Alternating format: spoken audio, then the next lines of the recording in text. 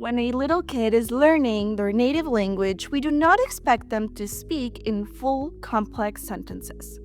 You are also learning a new language, so don't be too hard on yourself and start with the basics. And when I say basic, I mean basic. That is why today we're going over the most simple sentence structure in Spanish, so we can build a strong foundation that will allow you to move on to something more complex. This video is for you if you're a beginner Spanish speaker or if you're just dipping your toes and thinking about learning Spanish. If you're not a beginner, this video may serve as a refresher, but please keep in mind that I will keep things very, very simple. If you're looking for a more advanced video, you can check out Mariana's video, which is a little bit more in depth. Hola, bienvenidos a Spanish 55. My name is Lourdes. I am a Spanish teacher from Mexico. And this is Harvey, mi perro, my dog. Do you remember how you learned your native language? Probably not, because this was a natural process that began the moment that you were born. From hearing and seeing people around you talk, you began experimenting with your mouth, making noises that made no sense and had no meaning. Then you started repeating words that you heard often. With this acquired vocabulary, you were then able to begin experimenting with the language, putting words together to form sentence like structures. You likely made mistakes, were corrected, and learned from that. With time, after establishing these language blocks, you were able to begin understanding and learning more complex linguistic components informally through social interaction and formally in a school setting. When we learn a second or third language, we must follow a similar process.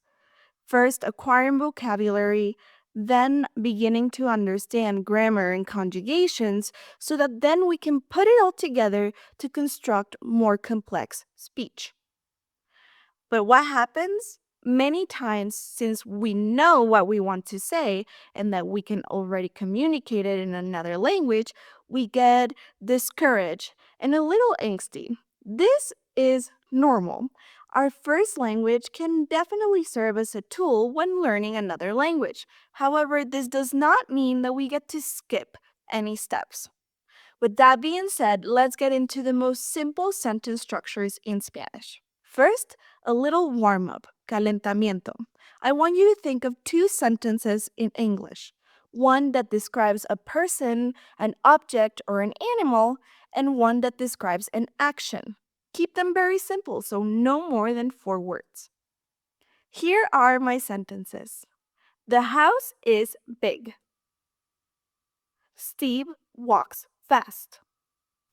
What are the components of these two sentences? We have a subject, the house, and Steve. We have a verb, is, and walks. And we have a complement, something that gives us more information. In the first sentence, our complement is the adjective big, which tells me more about the house. And in the second sentence, the complement is the adverb fast, which tells me more about how Steve walks. Adjectives modify nouns and adverbs modify verbs. The good news is that simple sentence in Spanish will follow a similar structure and also have these 3 components. Sujeto, subject, verbo, verb, and complemento, complement. In this video, our complements will be adjetivos, adjectives, and adverbios, adverbs. Now, here is an example of 2 affirmative declarative sentences in Spanish. Harvey es bonito. Harvey is pretty. Our subject is Harvey. Our verb is es. And our complement is the adjective bonito. Harvey come mucho. Harvey eats a lot. Sujeto Harvey. Verbo come. complemento mucho, which is an adverb. Now that is really simple, right? Let's give it a try. Let's try to construct a sentence together. First step, think of a subject. This can be any word in Spanish that you remember for an object or an animal. And if you don't remember any word, that's okay. You can just use a name. Now, let's pick a verb. Any verb. And don't worry about the conjugations because that's not what we're learning right now. If you don't remember any verbs, pick from this too. Es, he, she is. Corre, he, she runs. Now, depending on the verb that you chose and whether you want to describe the action or the noun, pick an adjective or an adverb for the complemento. If you don't remember any, pick from this too. Tímido, shy. Rápido, fast. Now put those words together in that order and you have a sentence. Something like, el niño es tímido, the boy is shy, o el niño corre rápido, the boy runs fast.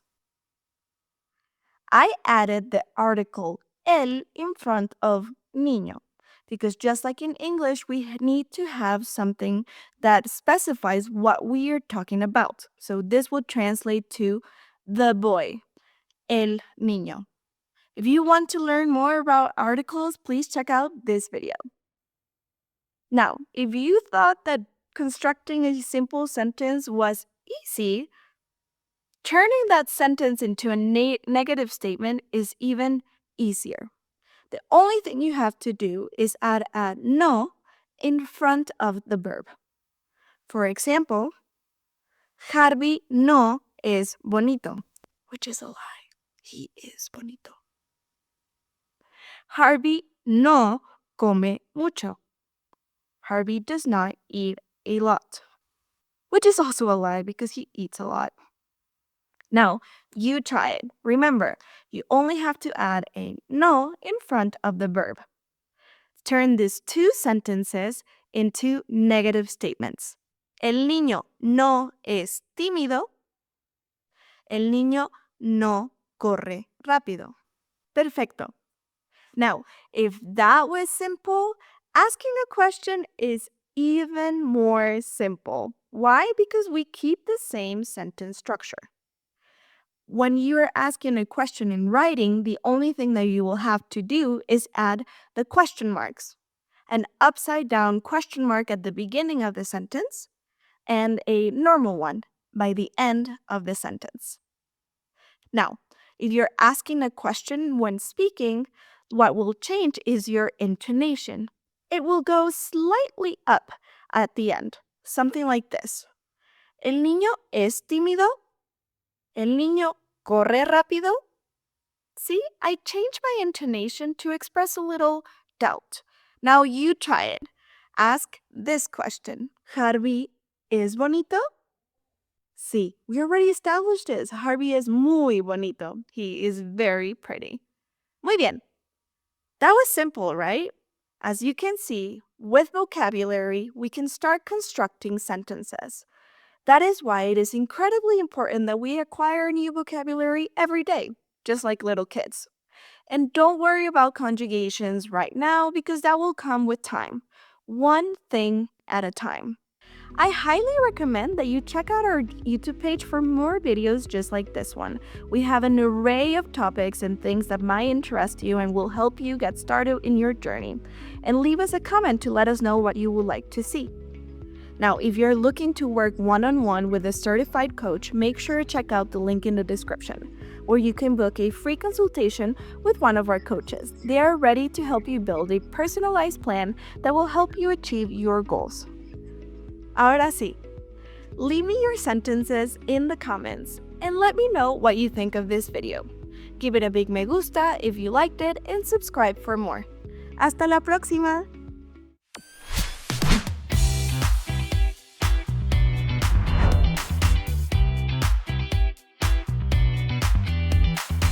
Hey there! Are you on the road to conquer Spanish? Then you won't want to miss our brand new podcast, Conquering Spanish, brought to you by Spanish 55. In each episode, we dive into inspiring stories from language learners just like you. We share real-life experiences, tips, and strategies to help you along your own Spanish journey. You'll hear from guests who faced challenges, celebrated wins, and used Spanish to transform their lives, whether in their careers, travels, or personal growth. So, if you're ready to keep improving your Spanish and get inspired along the way, make sure to check out Conquering Spanish wherever you listen to podcasts. Subscribe, and let's continue conquering Spanish together.